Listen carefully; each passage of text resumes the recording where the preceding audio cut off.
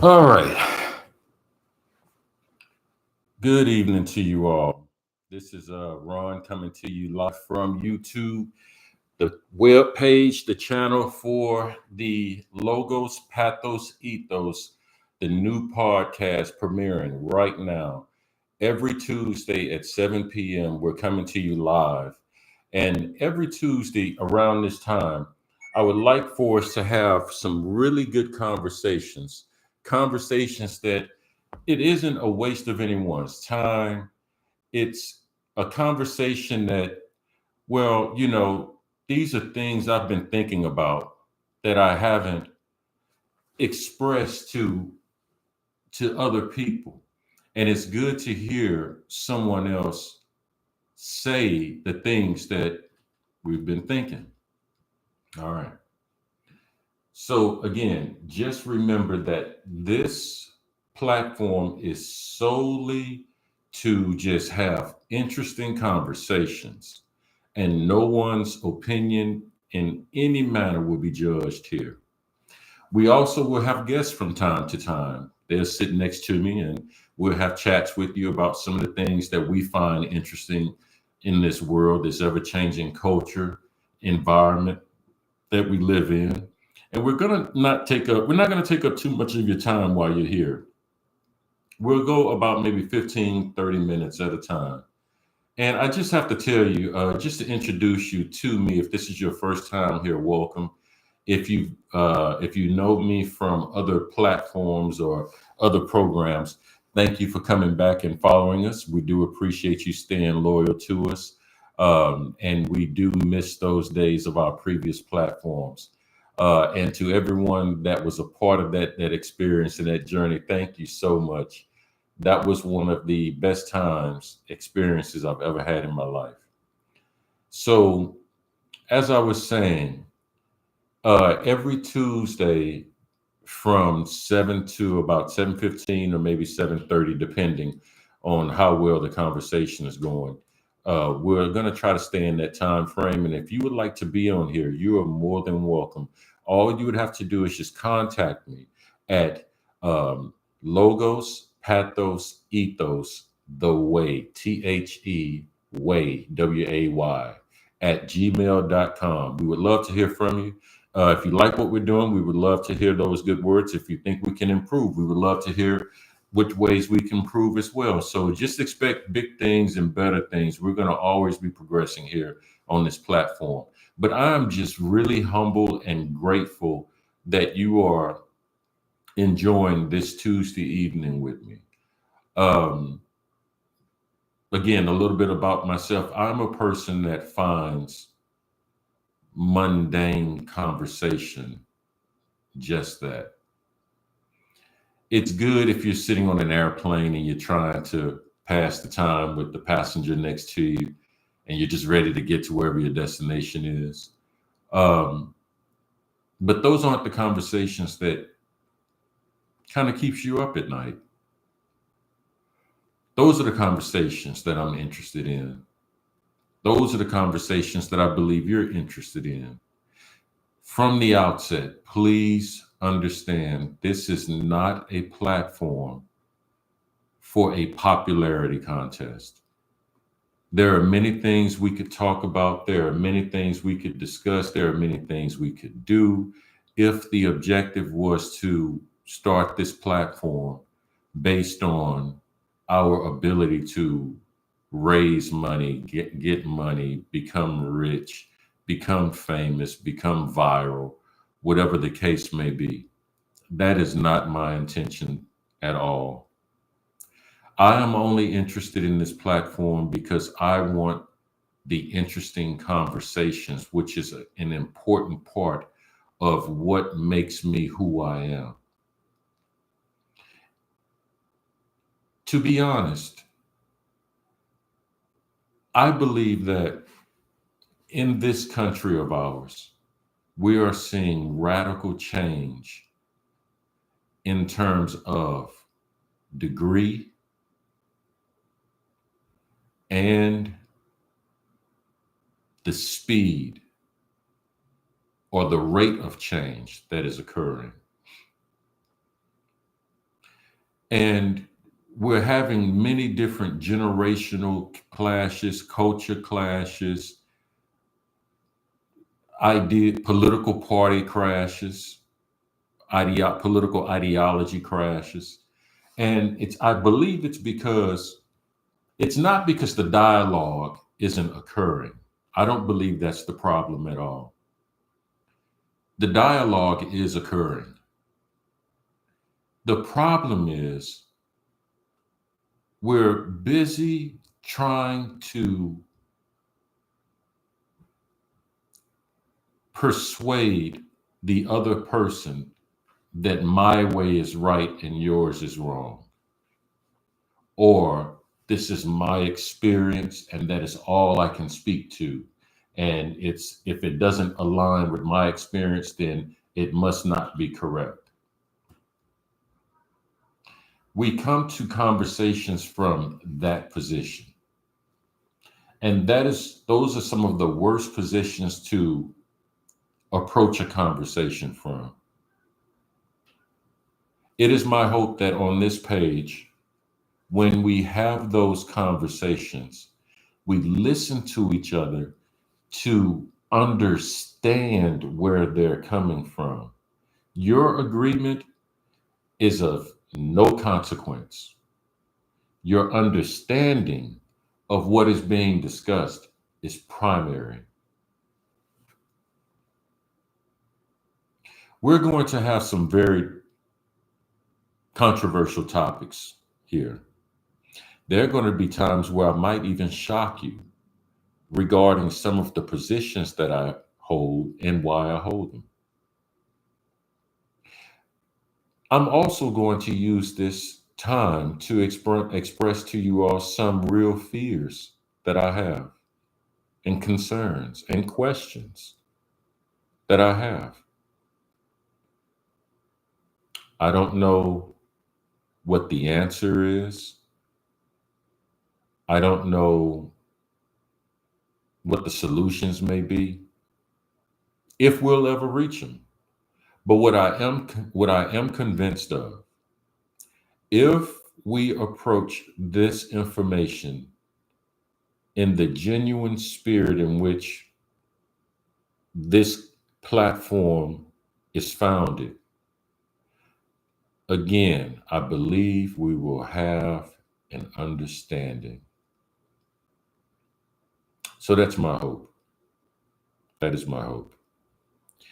Apologies if the sound is not all that good. Like I said before, the video and the sound quality will get a bit better.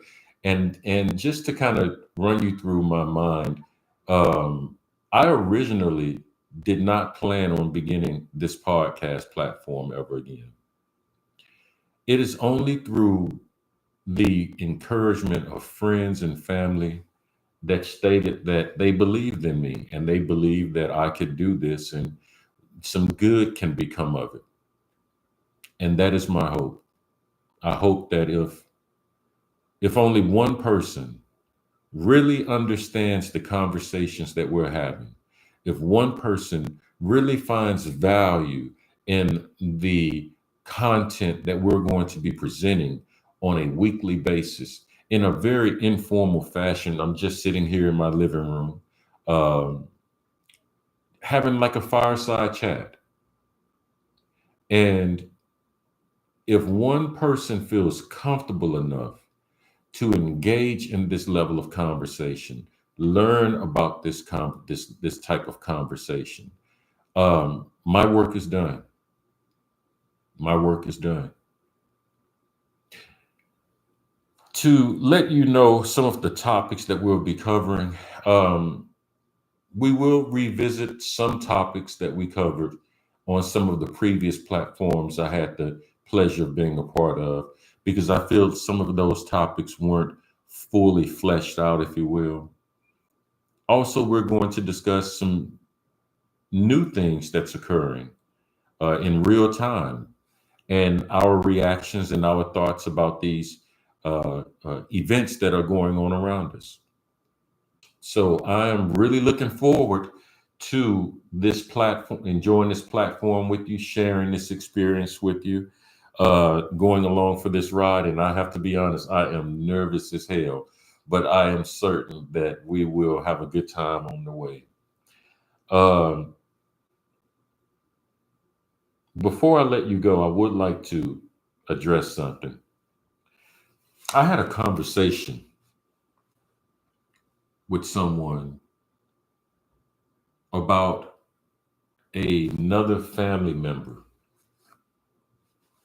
and the family member, hey, how you doing? Thank you so much for coming. As usual, always my first and my most loyal supporter, Sir Nacho Cheese. Hey, Nacho.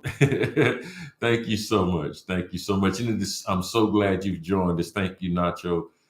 As I was telling the audience earlier, we will be starting this again, and this platform will be live every Tuesday from 7 p.m. until about 7:15, 7:30, depending on the subject matter and what we're talking about. And as you know, as the conversation takes us there, um, we will graduate to a point where we'll have callers to call in and discuss some of these issues if you can't make it on camera personally.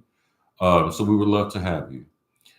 We were actually at the part where this is going to be our first episode, and we're going to just dive straight into the deep end, and then I'm going to let you guys go. One of the things that I was thinking about, trying to figure out, wanted to discuss, was a question: how do you identify? I was having a conversation with a cousin of mine, and they were talking about um, another individual, and this individual, was a young man and having behavioral problems. And my cousin was just going on and on about some of the things that this person does, um, and that this person has a habit of not being always truthful, has a habit of um, not being as engaged in the outside world as we're accustomed to, people our age. And as I was listening to her speak about this young man, everything that she said, every single thing that she said, she didn't lie. She didn't lie, nor was she inaccurate in her perceived assessment of his behavior. Now, before I go any further regarding that, I'm going to give you the end of the story first. See, I think that is exactly part of the problem in this world. What I'm about to tell you is exactly part of the reason why I wanted to restart this platform. We have a habit of always focusing on the negative. We have a habit of always focusing on, absolutely, you don't do is identify, you do not identify as your disabilities, absolutely. And one of the things that we have a habit of just really, really, really highlighting, whether it's in our daily lives, whether it's in the relationship that we're in, whether it's our favorite food prepared by our favorite chef at our favorite restaurant this particular day, we have a tendency to focus on what's wrong.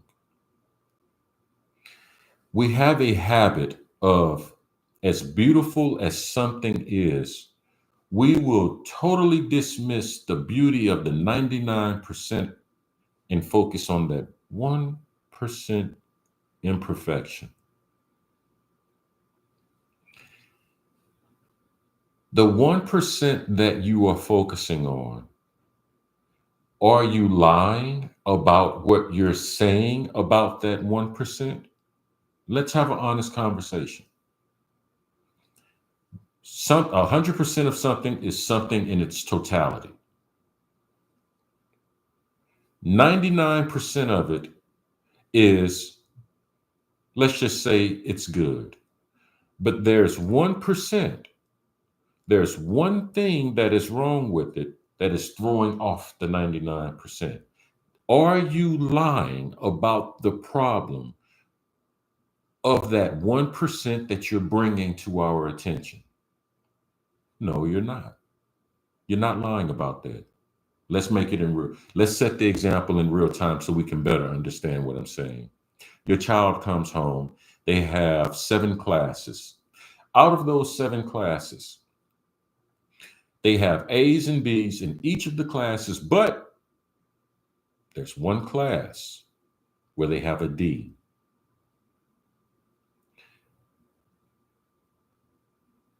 When you confront your child, when you approach your child, when you speak with your child regarding their report card and the grades received, 5, 6 A's and B's, one D.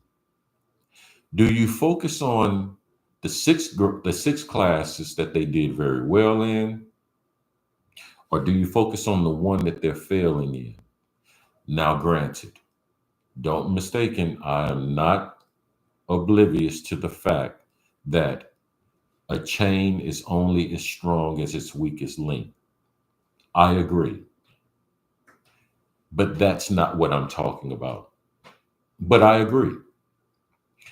If my child is having a problem with this class, but they're doing very well in these others, we're going to focus on this class because obviously he or she is doing very well in these classes, but they need help struggling in this class. And that's where we start to put more of our collective attention on in helping him and her with their homework so that they can bring that grade up a little bit higher.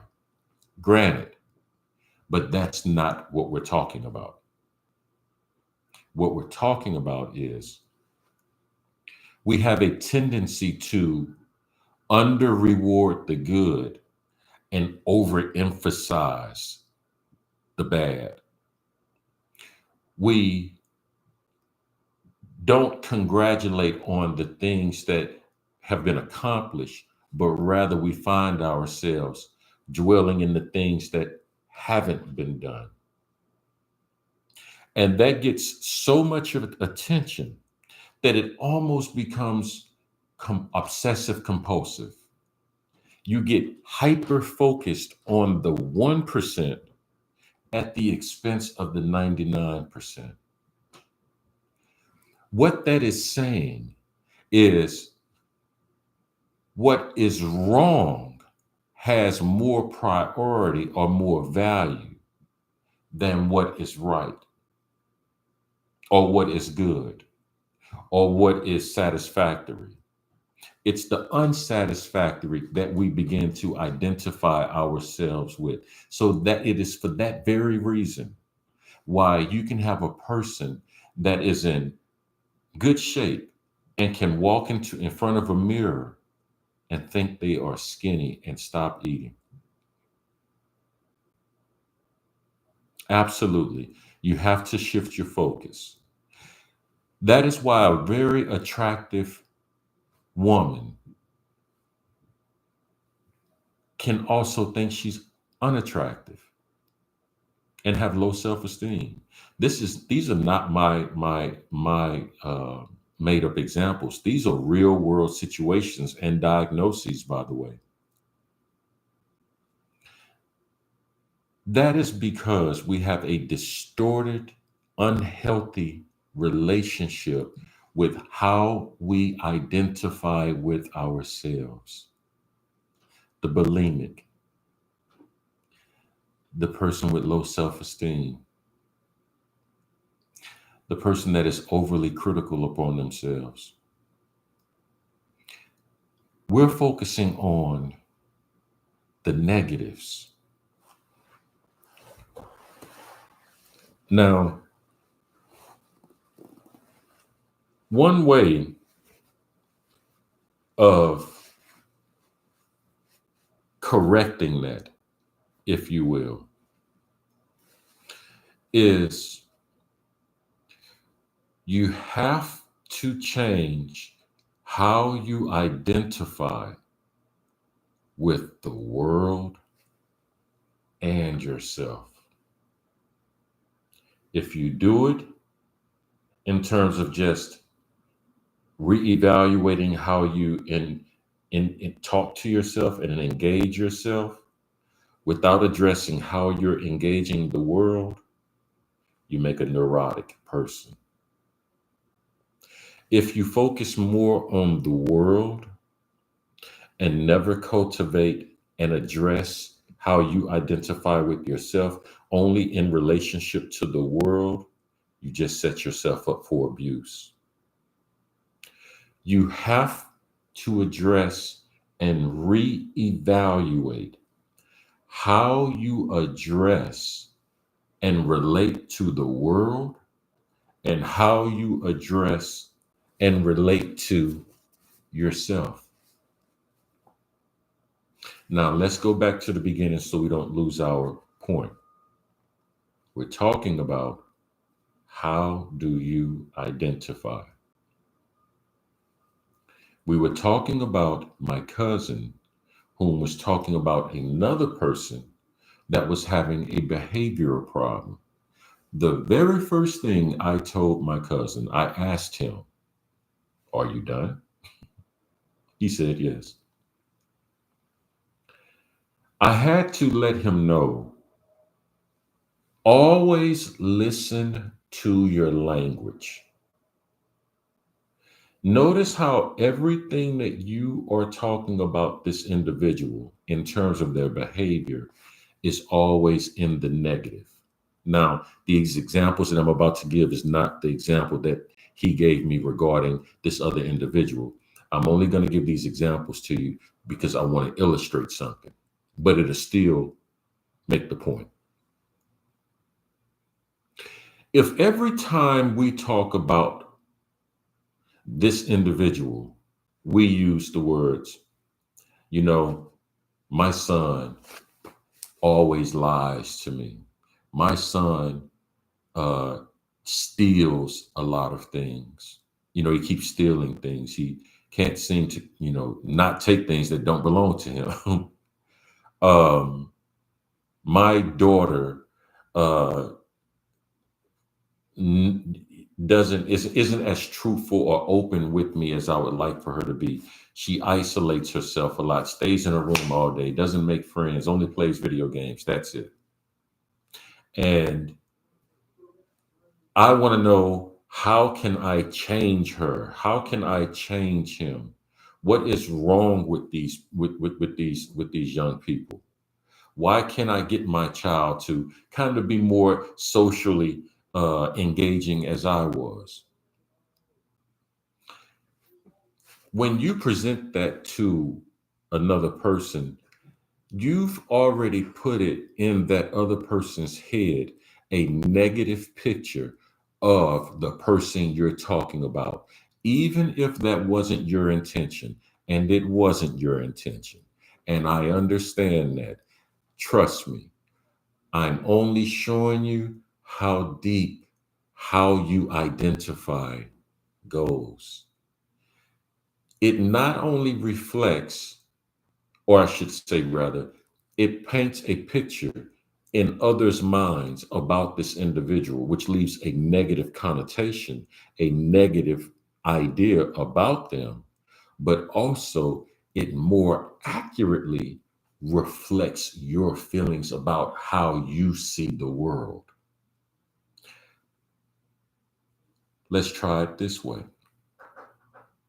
Before I go any further, am I making sense in terms of just diagnosing the problem, talking about the problem? We're going to move to the solution next, but I want to make sure we understand the problem. Am I making sense, or am I just kind of like rambling and just sound like some crazy bald head man in front of, a portrait or what have you? Thank you. Okay. The question is, how do you identify? Let's move to the solution. In psychology, there's something called reframing. When I was first learning about it, I thought, oh my God, what a crack, a load of BS this is. This is Reframing is so stupid. Reframing is a run, is it's escaping from reality. Reframing is a person that is in denial. No, not at all. Would you agree that your perception, your perception dictates how you interact with things, how you interact with people, how you interact with the world around you, how you interact with yourself, how you treat yourself, your perception, your perception. It's not, this is my cell phone. And when I say this is my cell phone, that's because you also have something that looked like this that you also in this language call a phone. So when I hold this up, you automatically know what it is without me even saying what it is. But when I say it's a phone, I'm only confirming what you've already agreed because we have those cultural ties, we have those cultural agreements. But this in and of itself can be anything, anything. It's not what it is that makes it what it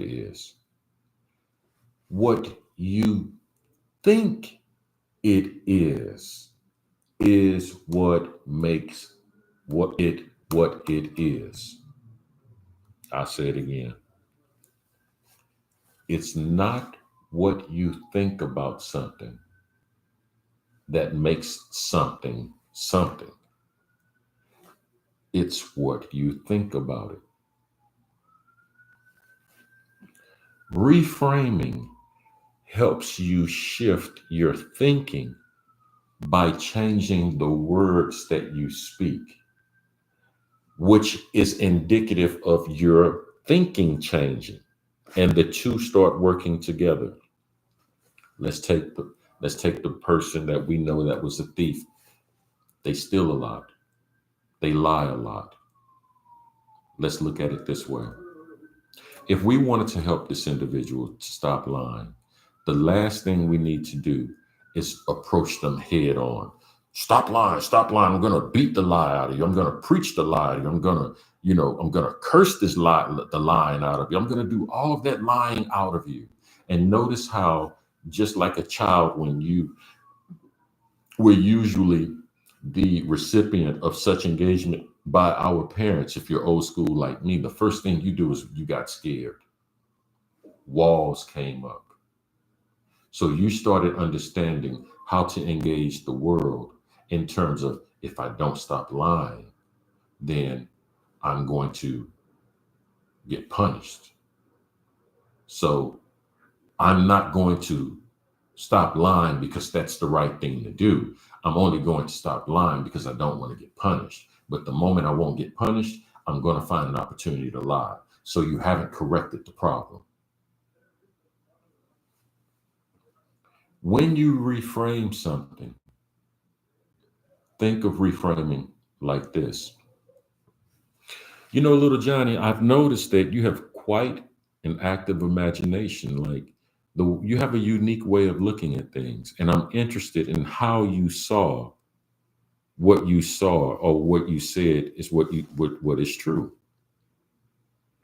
I'm not saying you're wrong. I'm only saying I'd like to know more of how you see things.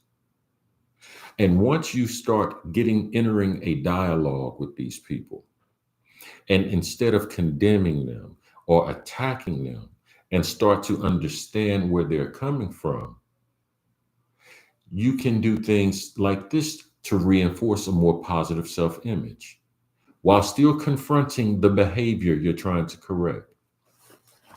You have an active imagination. Instead of trying to, let's say, trick people, little Johnny, let's put that imagination to use because you have a very good imagination. Have you ever considered writing?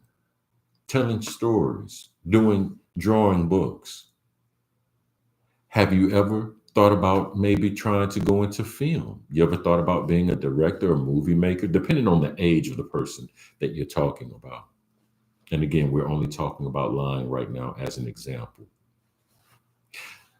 Notice how when I reframed the same behavior, because we're talking about this person lying, notice how when I addressed the behavior and reframed the behavior, a lot of those negative emotions that you and I internalized as a kid because we were lying and we was a bad person and we probably got spanked for it or we probably got slapped for it or any other form of abuse you can think of, not done properly, correction done properly. That's abuse. Any type of correction without love is abuse, period.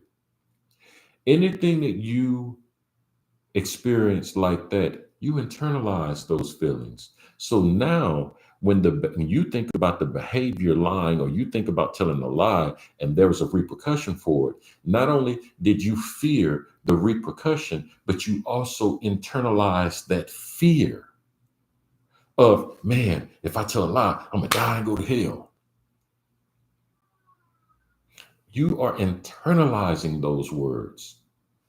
But when you reframe it, you have a really good imagination. What ways could we think of where we can actually put that to use? Because remember, the behavior is going to go somewhere. It's not going to just totally be extinguished. The behavior is going to move either in a negative direction or in a positive direction, but it's going to go one way or another. It's not going to just automatically disappear. If you do think it disappeared, it didn't disappear. You just don't see it. But if you take that behavior and reframe it, notice how now you have absolute, better to put it to good use. Absolutely. It's almost called sublimation, but that's when you're putting it to good use. The reframing is the thing that leads to the sublimation, which is we're dealing with how you're thinking and how you're engaging the world and what you're thinking about yourself, which is why reframing is so important because it deals with your thinking. When it deals with your thinking, it starts replacing old negative, punitive terms with more affirming, uplifting, positive terms. And so now you start having more of a positive self image, willing to try new things instead of having a negative self image and not engaging in certain behaviors because of the fear of consequences. That's what I'm saying to you. You'll have a different child if you raise a child and say, hey, listen, okay, I understand you're not liking Spanish. You don't want to learn it. You don't see the importance of it. I get it. But behaving in this way during Spanish class is not going to get you anything. How can we make that more of a positive learning environment? Make what they're learning relative to him instead of being more punitive. Well, she won't be still in school, in class. She's not learning her Spanish lesson. Straight to the principal's office, and we're going to suspend her. Notice the behavior. We're talking about learning. One example, a person is not learning very well because of their behavior. And one person is excited about learning because what they're learning now is relative to them on a level they can understand, which is improving their behavior. When you start getting more focused on the punitive aspect, what you told me was you were more interested in compliance and breaking this individual rather than building up this individual and giving them a more liberal, engaging attitude toward the world. They're not afraid to make mistakes. They're not afraid to try something new. This is all statistically proven data. So this is not Ron talking to you from what I think. Yes, a lot of this is what I think, but what I think is backed by data. So don't think if I'm coming to you from some point of position where I can't prove it to you with hard data or my own experience, then don't worry, I'll let you know ahead of time. But this right here, this is actual data that you can research. Children learn better in these environments. Children are less apt to commit crimes and or at least leading to crimes that would allow them to be sent away for 20, 30, 50 years. They may do something wrong. I mean, what adolescent doesn't? What teenager doesn't? They may end up in jail and they learn a lesson and all of that. But what I'm saying is repeat offenders living a lifestyle where you know this person is going to head towards jail or in God forbid under the ground. More uplifting affirmative language through reframing positions your child to be able to survive a lot better with a lot more adaptability to any changes. And there will be changes that life is going to throw at them, but it helps them, it gives them a winning chance versus compliance to the rules. Because those people, those are your people that can't think outside the box. If you give them a box and draw it for them, they're good. They'll work in that box. But outside that box, creative thinking out the window, innovative thinking out the window, trying new things out the window, experimentation out the window. But what they can do is repeat to you and regurgitate anything that you give them, but that's it. They can't think beyond that. Why? Because as a child, their thinking was conditioned in terms of compliance. Again, if you spank your child, I'm not saying that there aren't times for that. If for whatever reason you punish your child, make them stay in their room, take away their toys, don't let them go outside, don't give them an allowance, whatever the case may be, I understand that if that is your form of discipline, or if that is a tool within your form of discipline that you use, absolutely. You know, as long as you're not abusing them, absolutely use what means you need to reach your child. I get that. But when you focus too much on that, you're going to start leaning towards abuse and you're going to start hurting your child. There's always more ways to communicate with us. We're human beings. Whether we're a child or an adult, you can reach us, and it doesn't have to always be pain. Depending on how you raise your child and you describe your child and interact with your child, is going to greatly determine what they internalize and how they relate to themselves and how they engage the world. I hope everything that I'm saying is making sense. When you find yourself with a person that is struggling to understand how to think outside the box, be patient with them because I'm putting you in their heads right now. I'm telling you exactly why they cannot think beyond what is in front of them because they weren't conditioned nor developed to be free thinkers, which is the point of this platform. When you find a person that is more liberal in their attitude, will take more chances, take more risk, will gamble it all in hopes of inventing something better to create a better tomorrow or take a chance at something. Understand, they were nurtured in an environment where they felt the liberty to try new things. And whatever consequences that there were because it didn't work out, life gave it to them. You didn't have to you didn't have to spank them. Life would give it to them. The result that life gave them was the exact answer that they needed.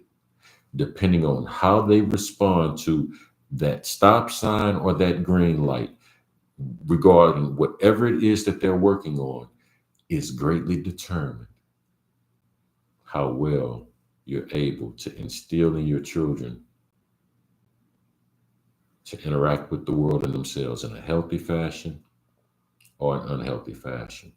And that'll determine their ability to get past that obstacle. Thank you all so much for joining me this evening. And I really, really did enjoy this time. And my goodness, went to 40 minutes. And I won't say your name live, but Sir Nacho Cheese, you are always my first.